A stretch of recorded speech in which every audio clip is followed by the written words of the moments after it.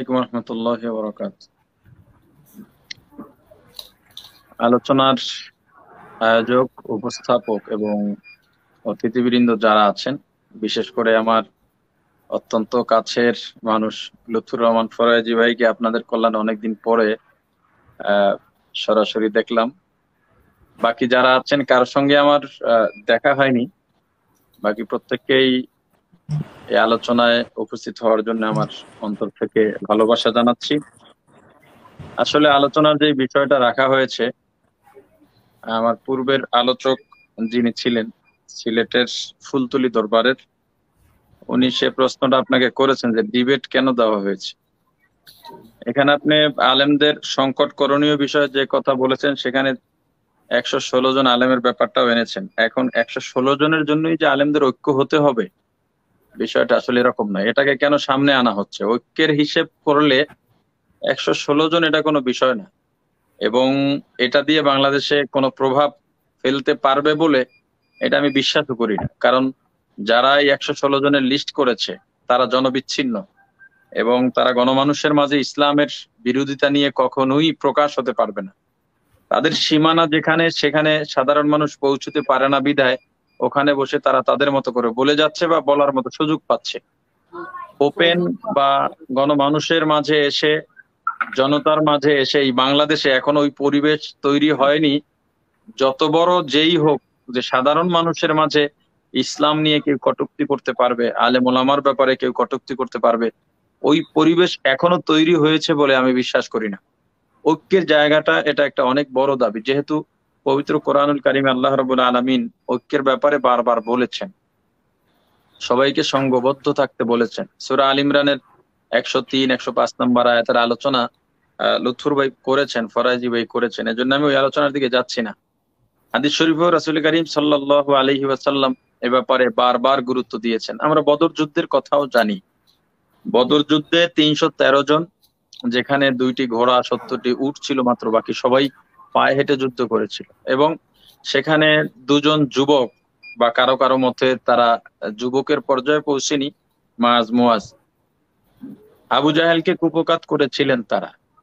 তাদের সৈন্য ছিল, দলবল ছিল, অস্ত্র ছিল, ঘোড়া ছিল, 1000 ছিল সৈন্য, সব পরীক্ষিত সৈন্য তারা। সেখানেও মুসলমানরা বিজয় লাভ করেছে। আমি যেটা মনে করি, বিশ্বে মুসলমানদের বিরুদ্ধে যারাই ষড়যন্ত্র করে তাদের প্রথম টার্গেট থাকে মুসলমানরা যাতে ঐক্যবদ্ধ না হতে পারে, এবং সাধারণ মানুষ, আলেম, এই দুইটা সংযোগকে তারা বিচ্ছিন্ন করে রাখতে চায়। কারণ সাধারণ মানুষ যদি আলেমদের থেকে বিচ্ছিন্ন রাখতে পারে, তখন সাধারণ মানুষ তো আলেমদের কথা শুনতে পারবে না, তারা বিচ্ছিন্ন। তখন তারা যেভাবে চায় সেভাবেই সাধারণ মানুষকে চালাতে পারবে। 2 নাম্বার ব্যাপার হলো, যারা ইসলামের ক্ষতি করতে চায় তারা যে কোনো জায়গায়, যেহেতু আমরা বাংলাদেশে আছি, বাংলাদেশ নিয়ে আলোচনা করছি, বাংলাদেশে আপনি যদি কোনো পরিবেশের আস্থাভাজন হতে চান, ওই পরিবেশের রূপ ধারণ আপনাকে করতে হবে। যেমন আমরা মাঝে মাঝে একটা কথা বলে থাকি যে মসজিদ থেকে জুতা চুরে নিয়ে যায়। যেই চোর মসজিদে যায় তাকে অবশ্যই মুসল্লি সাজতে হয়, কারণ ওই মজলিসে সে চুরি করতে চাইলে, সুবিধা গ্রহণ করতে চাইলে অবশ্যই মুসল্লি সাজ তাকে গ্রহণ করতে হবে। অতএব বাংলাদেশেও যারা ইসলামের ক্ষতি করতে চায়, তারা একজন হুজুর সেজে তারা ক্ষতি করতে পারবে, এটা সম্ভব, সহজ হয় তাদের জন্য। পাশ্চাত্য একটা জায়গায় সফল, যেই চাল আমরা ধরতে পারিনি। ঐক্য কিভাবে হবে সেটা অনেক পরের ব্যাপার। আমাদের এখানেই আমরা ক্ষুদ্র কয়েকজন মানুষের কথায় ঐক্য হয়েও যাবে না।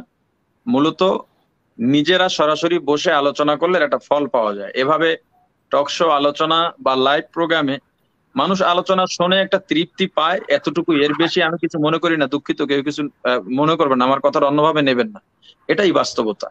তবুও এখানে ঐক্য কিভাবে হবে তার আগে আমরা যেখানে ব্যর্থ হয়ে আছি, পাশ্চাত্য সফল ওই জায়গায়, আজকে দেখেন বারবার প্রমাণিত হয়েছে মাদ্রাসা বা ওলামায়ে কেরাম কোনো ধরনের সন্ত্রাসী কর্মকাণ্ডের সঙ্গে জড়িত নয়, এবং কোন মাদ্রাসায় আজ পর্যন্ত আপনার ক্ষতিকারক কোনো অস্ত্র পাওয়া যায়নি। বারবার প্রমাণিত হওয়ার পর আমাদের পুলিশের আইজি যিনি আগে ছিলেন শহীদুল হক, এবং এরকম বর্তমান বাংলাদেশের প্রধানমন্ত্রী সহ বাংলাদেশ রাষ্ট্র পরিচালকদের অনেকের, শীর্ষস্থানীয় অনেকের জবান থেকে এটা বের হয়েছে, মাদ্রাসায় কোনো সন্ত্রাস নাই, ওলামায়ে কেরাম এসব কর্মকাণ্ডের সঙ্গে জড়িত নয়। তবু আপনি সংরক্ষিত কোনো এলাকায় যান, বিশেষ করে সরকারি সংরক্ষিত, রাষ্ট্রীয় সংরক্ষিত এলাকা, আপনি সেনানিবাস বলেন বা পুলিশ হেডকোয়ার্টার্স বলেন বা সংসদ ভবন বলেন, এরকম গুরুত্বপূর্ণ যে জায়গাগুলো আছে, আপনি মাথায় টুপি, মুখে মুখ ভর্তি, গাল ভর্তি লম্বা দাড়ি, গায়ে জুব্বা আছে, আপনি সেখানে যাবেন, দেখবেন আপনাকে কতভাবে সার্চ করা হয়।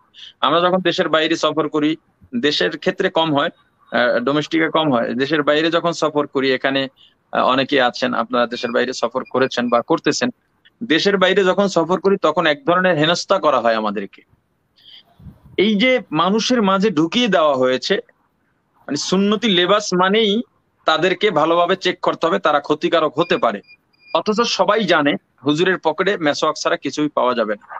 এই যে পরিস্থিতিগুলো তৈরি হলো, এখন সেই পরিস্থিতি থেকে বের হওয়ার যে কলা কৌশল দরকার, আমাদের সেটা গ্রহণ করতে হবে।